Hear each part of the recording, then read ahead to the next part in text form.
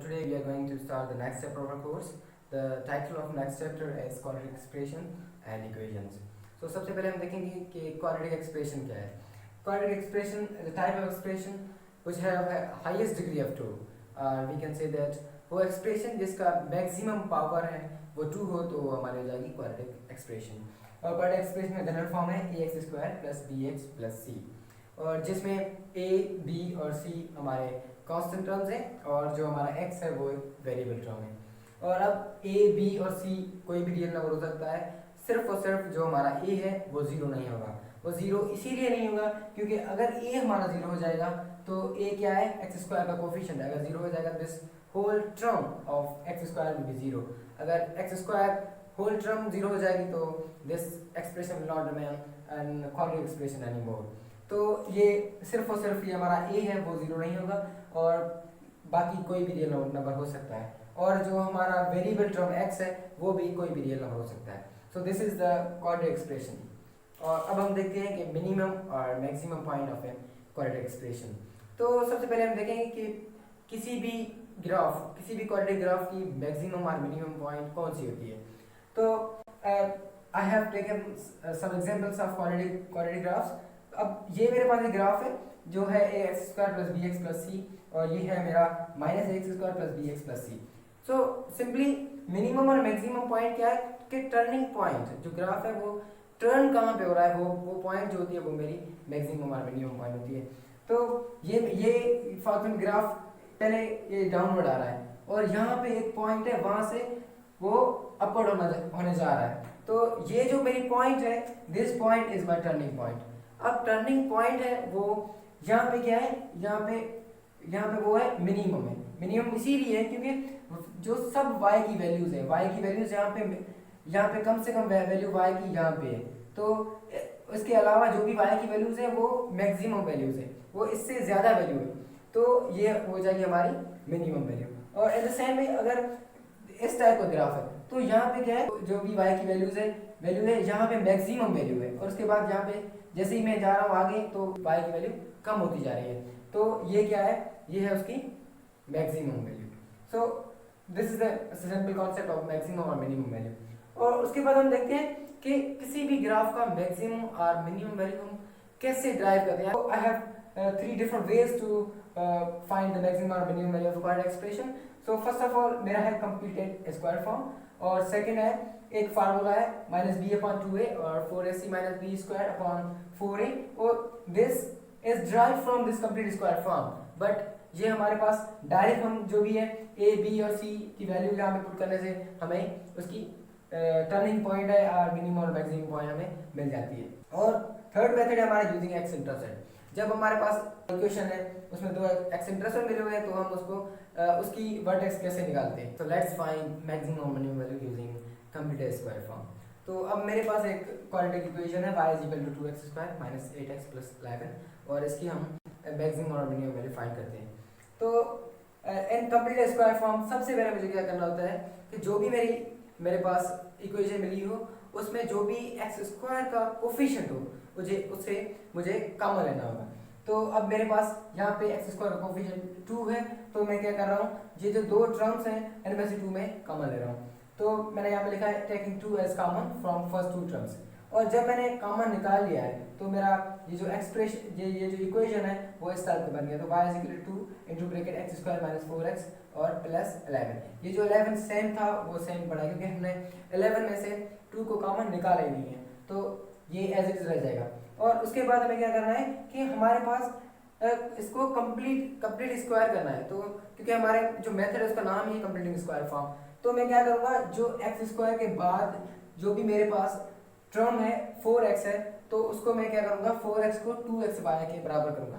2xy के इसीलिए बराबर करूँगा क्योंकि मुझे y की वैल्यू चाहिए. मुझे ये जो x square minus 2xy plus y square चाहिए, उस y की वैल्यू चाहिए.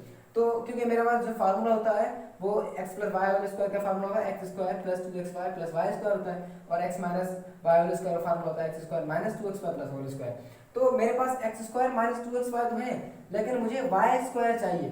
तो वाई स्क्वायर की वैल्यू मैं कैसे मालूम करूँ कि मुझे कौन सी वैल्यू होनी चाहिए वाई स्क्वायर की. तो मैं क्या करूँगा, जो भी मेरे पास एक्स स्क्वायर के अलावा जो भी टर्म होगा उसको मैं 2xy के बराबर करूँगा, और जब मैं 2xy के बराबर करूँगा तब मुझे वहाँ से y की वैल्यू मिल जाएगी। तो y की जो भी वैल्यू मिले उसका स्क्वायर लेंगे, तो इसका स्क्वायर लेके हम ये जो हमारी ब्रैकेट है उसके अंदर हम ऐड और सब्ट्रैक्ट कर देंगे। तो जब मैंने 4x को 2xy के बराबर किया है तो मुझे y की वैल्यू मिल रही है 2, और y की वैल्यू 2 मिल रही है तो मैं उसका स्क्वायर लूँगा, क्योंकि मुझे फार्मूला में क्या होता है y स्क्वायर होता है, तो मुझे y स्क्वायर चाहिए। तो उसका जब मैंने स्क्वायर लिया है तो वो आ गया 2 का स्क्वायर 4 आ गया।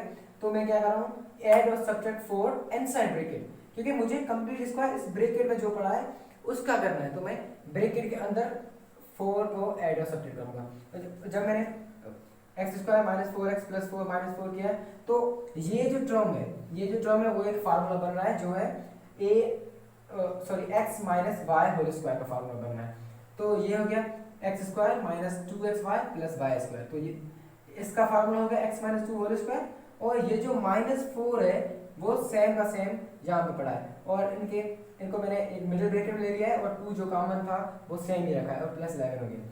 अब मैं क्या कर रहा हूँ, ये जो बाहर मैंने जो 2 कॉमन ले आया था इन दोनों टर्म्स में से, उनको मैं इन दोनों टर्म्स को सेपरेट दे रहा हूँ। तो जब मैंने इनको सेपरेट दिया तो यहाँ पे हो गया 2 और x माइनस 2 होल स्क्वायर, और जब इन 4 को मैंने 2 सेपरेट दिया है तो ये हो गया 2 मल्टीप्लाई 4 और प्लस 11 जो एज इट इज था जो हमारे ऊपर से आ रहा वो सेम ही है। तो अब मैं इसको फर्दर सॉल्व कर रहा हूँ, तो ये 2 4 आर 8 और माइनस का 8 है, और ये है प्लस का 11, और ये जो जब इसको मैं फर्दर सॉल्व कर रहा हूँ तो मेरे पास ये हो गई है y is equal to 2x minus 2 whole square plus 3। और अब ये जो फॉर्म है वो मेरा एक जो कंप्लीटेड स्क्वायर फॉर्म का जनरल फॉर्म है, दिस फॉर्म उससे रिलेट कर रहा है। तो मैं अब क्या करूँगा, इस मेरी इक्वेशन को इस जनरल फॉर्म से मैं कंपेयर करूँगा, और जनरल फॉर्म है ये जो वैल्यूज हैं h और k है वो h वैल्यू h और k is a turning point. तो जब मैंने इसको कंपेयर किया है तो यहाँ पे क्या है a की वैल्यू 2 है, और x माइनस h है तो x माइनस 2 है, तो h की जगह पे 2 है तो h की वैल्यू मेरी होगी 2, और प्लस लास्ट में जो k है प्लस k है तो यहाँ पे मेरी k की वैल्यू होगी 3, और ये जो मेरी टर्निंग पॉइंट होगी वो होगी 2 और 3। So let's find maximum value using this formula. तो ये फार्मूला जो है वो कंप्लीटेड स्क्वायर फॉर्म से ही डिराइव किया गया है, और ये जो फार्मूला है जिसमें h है जो माइनस बी अपॉन 2a और k जो है 4ac minus B square upon 4a, इसमें जो a b और c है वो a जो है वो है एक्स स्क्वायर का कोफिशिएंट, और जो b है वो x का कोफिशिएंट, और c जो है कांस्टेंट टर्म है जो कि हमारे क्वाड्रेटिक इक्वेशन के जनरल फॉर्म में। तो हम क्या करेंगे, जो भी हमारे पास इक्वेशन मिली होगी उसको हम क्या करेंगे, हमारा जो क्वाड्रेटिक इक्वेशन का जनरल फॉर्म है उससे कंपेयर करेंगे। क्वाड्रेटिक इक्वेशन का जनरल फॉर्म है y is equal to ax square plus bx plus c। तो जब इससे कंपेयर करेंगे तो ये जो x स्क्वायर का कोफिशिएंट है वो a है, तो इसका कोफिशिएंट है 2, तो हमारा a हो जाएगा 2, और जब इसका x का कोफिशिएंट है जो b है और s में x का कोफिशिएंट है माइनस 8, तो b हो जाएगा हमारा माइनस 8, और यहाँ पे प्लस c है तो यहाँ पे प्लस 11 है, तो कांस्टेंट जो होगा वो हमारा 11 हो जाएगा। और ये जो अब मेरे पास a b और c की वैल्यू आ गई, तो मैं जस्ट इसको इस फॉर्मूले में पुट करूंगा। जो h है वो है माइनस बी अपॉन 2 है, और k है 4ac minus B square upon 4 है, और जब मैं इसमें h is equal to b की जगह b की वैल्यू माइनस 8 है तो यहाँ पे माइनस आ गया और माइनस 8 आ गया अपॉन 2, और a की वैल्यू 2 है तो ये 2 आ गया। अब इसको मैं फर्दर सॉल्व कर रहा हूँ तो ये माइनस माइनस प्लस हो जाएगा 8 और डिवाइड बाय 2 2 आर 4, तो जब मैं इसको फर्दर सॉल्व किया तो मेरा हो जाएगा 2 और h हो जाएगा, h हो गई 2। और अब उसके बाद में इस वैल्यू में जो इस फार्मूले में वैल्यूज पुट कर रहा हूँ, तो k is equal to 4 into a की वैल्यू 2 है तो मैंने 2 यहाँ पे रखा है, c की वैल्यू 11 है तो मैंने यहाँ पे 11 रखा है, माइनस है माइनस रखा है, और b की वैल्यू है माइनस 8 तो माइनस 8 रख के उसका स्क्वायर ले लिया सेम, और अपॉन में 4 और a की वैल्यू 2 है तो मैंने 2 रखी है। और इसको जब मैं सॉल्व कर रहा हूँ तो ये 88 माइनस 64 डिवाइड बाई 8, और इसको फर्दर सॉल्व करने के बाद मुझे जो k की वैल्यू मिली है वो 3 है, और k की वैल्यू 3 है तो मेरा h और k हो गया 2 और 3। तो 2 और 3 सेम है, जो मैंने एक कंप्लीट स्क्वायर फॉर्म है जो इक्वेशन ली थी वो भी सेम है, उसी फॉर्म से भी मेरा h और k की वैल्यू 2 और 3 आएगी, तो इसी फॉर्म में भी मेरी h और k की वैल्यू 2 और 3 है। Now let's see how to find maximum value using x intercepts. So for example अब मेरे पास एक इक्वेशन है y is equal to x plus 2 और 6 माइनस एक्स। अब मुझे क्या करना है, इस इक्वेशन को इस फॉर्म में मुझे करना है जिसमें y इज इक्वल टू ए और x माइनस अल्फा और x माइनस बीटा, और जिसमें अल्फा और बीटा जो है वो मेरे x इंटरसेप्ट हैं। तो सबसे पहले मैं ये जो इक्वेशन है इसको मैं इस फॉर्म में लेके आऊँगा। तो इस फॉर्म में लेके आने के लिए ये क्या, ये यहाँ पे क्या है कि ये जो x है वो माइनस का है, लेकिन यहाँ पे दोनों x है वो पॉजिटिव है। तो मैं क्या कर रहा हूँ, ये जो ब्रैकेट है इसमें से माइनस को कॉमन ले रहा हूँ। तो यहाँ पे x प्लस 2 आ गया और यहाँ पे माइनस को जब कॉमन लिया है तो ये हो गया x माइनस 6 और माइनस 12 आ गई। और अब ये जो मल्टीप्लिकेशन है तो माइनस में मैं माइनस यहाँ से हटाकर आगे आगे रख लेता हूँ। तो यहाँ पे हो गया माइनस और x प्लस 2 और ये हो गया x माइनस 6। लेकिन अब फिर भी मसला हो रहा है कि यहाँ पे x प्लस 2 है और यहाँ पे माइनस 6 है, लेकिन हमें जनरल फॉर्म में कह रहा है कि दोनों में x माइनस अल्फा हो और x माइनस बीटा हो। तो अब दोबारा मैं क्या कर रहा हूँ, यहाँ से इसको मैं ऐसे लिखता हूँ, यहाँ पे x हो गया और यहाँ पे बार माइनस लिखी है और इसको अंदर से -2 कर दिया है। तो अब माइनस मल्टीप्लाई में माइनस प्लस हो जाएगा। तो this equation is also satisfying now. अब मैं क्या करूँगा कि ये जो मेरी हो गई y is equal to minus और x माइनस 2 और ये हो गया x माइनस 6। अब ये जो फॉर्म है वो मेरा जनरल फॉर्म से मैच हो रहा है। तो अब मैं क्या कर रहा हूँ, now compare with general form. ये जनरल फॉर्म है उससे मैं कंपेयर कर रहा हूँ। जब मैं कंपेयर कर रहा हूँ तो ये जो x माइनस अल्फा है तो x माइनस ये जो वैल्यू है वो है -2 है, तो अल्फा की वैल्यू होगी -2, और x माइनस बीटा तो x माइनस ये जो वैल्यू है वो बीटा की वैल्यू वो है 6। और यहाँ पे जो अल्फा और बीटा जो है वो जो भी x इंटरसेप्ट में से जो कम से कम वैल्यू होगी वो अल्फा होगी और जो ज़्यादा वैल्यू है वो बीटा होगी। और यहाँ पे जो देखो ये -2 है तो ये होगी अल्फा और ये बीटा है वो 6 होगी। अब मुझे क्या करना है, अल्फा और बीटा की वैल्यू तो आ गई, x मतलब x इंटरसेप्ट तो मिल गए, लेकिन अब मुझे क्या करना है, मुझे तो मैक्सिमम मिनिमम वैल्यू करनी है, h और k की वैल्यू करनी है जो टर्निंग पॉइंट है। तो मैं क्या कर रहा हूँ, ग्राफ होता है क्वाड्रेटिक का वो सिमेट्रिक होता है। और सिमेट्रिक मतलब अगर मैं एक बीच में लाइन निकाल दूँ और इस साइड और इस साइड एक जैसा ही होता है, तो यहाँ पे जो पॉइंट है तो ये डिस्टेंस और ये डिस्टेंस दोनों सेम होते हैं। तो मैं क्या करूँगा, यहाँ पे एक एक्स इंटरसेप्ट यहाँ पे और एक्स यहाँ पे, और मैं दोनों को ऐड करके जब मैं डिवाइड बाय 2 करूँगा तो मुझे ये पॉइंट मिल जाएगी, और इस पॉइंट पे ये मेरा ग्राफ है वो सिमेट्रिक है। तो x इक्वल टू h पे मेरा वो ग्राफ सिमेट्रिक है। तो ये मेरा यहाँ से मैंने h तो मिल जाएगा, जैसे मैंने x equal to h alpha plus beta divide by 2, तो मुझे h या x की वैल्यू 2 मिल गई। और अब बाद में मुझे h या x की वैल्यू 2 है वो मुझे इस ओरिजिनल इक्वेशन में पुट करनी है। जब मैंने put x equal to 2 in equation number 1 तो मुझे y की वैल्यू मिल जाएगी, y की वैल्यू या k की वैल्यू वो मिल जाएगी मुझे 16। तो अब मुझे यहाँ पे मिल गया है h और k की वैल्यू 2 और 16। So now our topic is roots of quadratic equations. तो रूट्स क्या है? Roots are the solution of quadratic equation. Roots are the values of x intercepts, are the roots of the values of x which makes whole expression equals to 0. So those are the roots are solution of the quadratic equation. So अब हम quadratic equation के roots कैसे मालूम कर सकते हैं?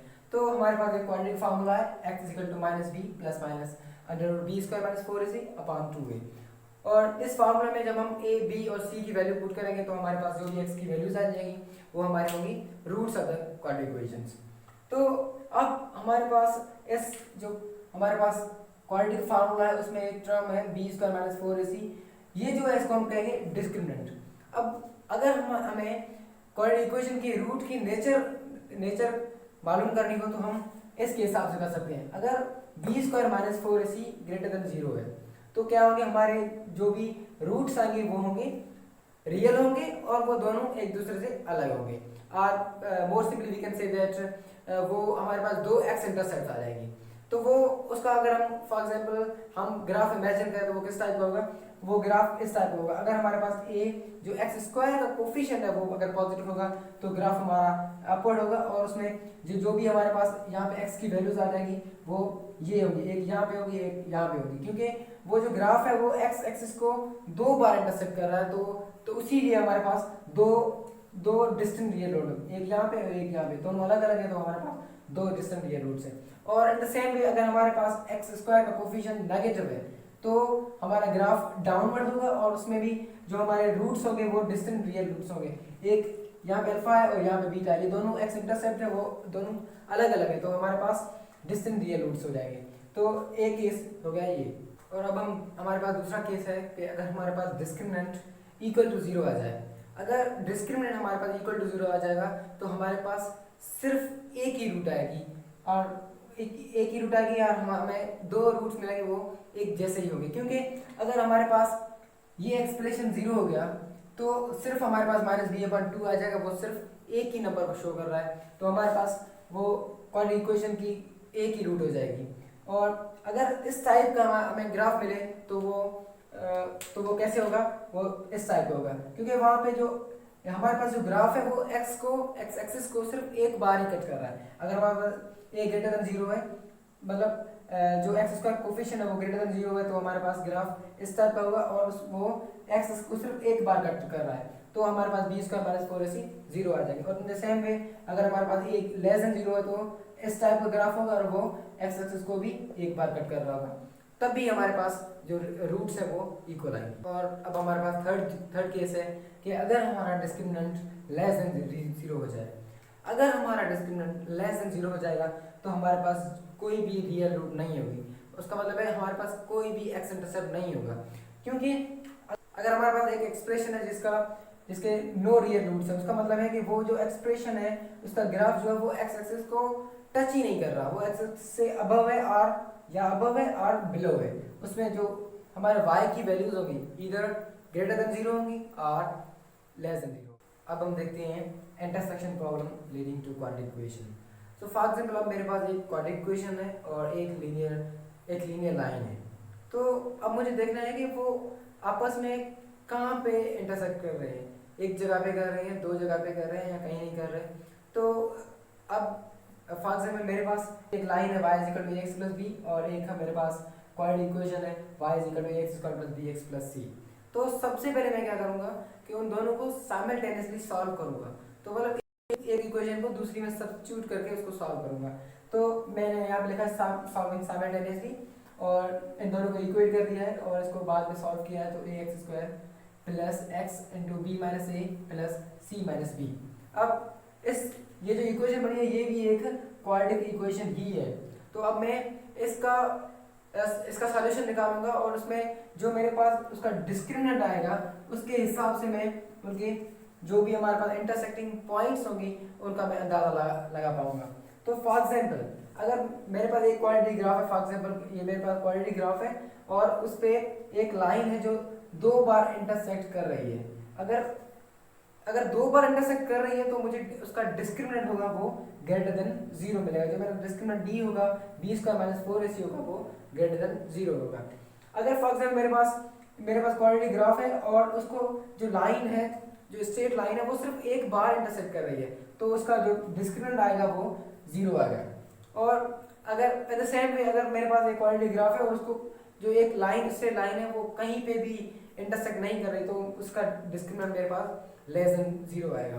और अगर हम देखें, अगर हमें पूछा जाए कि एक लाइन दी जाए और एक क्वाड्रेटिक इक्वेशन दी जाए, उनको कहेंगे इनके इंटरसेक्टिंग पॉइंट्स कितनी होंगी, तो हम डिस्क्रिमिनेंट से ही पता लगा पाएंगे। अगर हमारे पास डिस्क्रिमिनेंट ग्रेटर देन जीरो होगा तो वो 2 पॉइंट्स पे इंटरसेक्ट कर रही है। अगर डिस्क्रिमिनेंट इक्वल टू जीरो होगा तो वो सिर्फ एक पॉइंट पे लाइन और क्वाड्रेटिक ग्राफ है वो इंटरसेक्ट कर रहे हैं। और अगर मेरे पास डिस्क्रिमिनेंट लेस देन जीरो आ रहा है तो क्वाड्रेटिक ग्राफ और जो मेरी स्ट्रेट लाइन है वो कहीं पर भी इंटरसेक्ट नहीं कर रहे।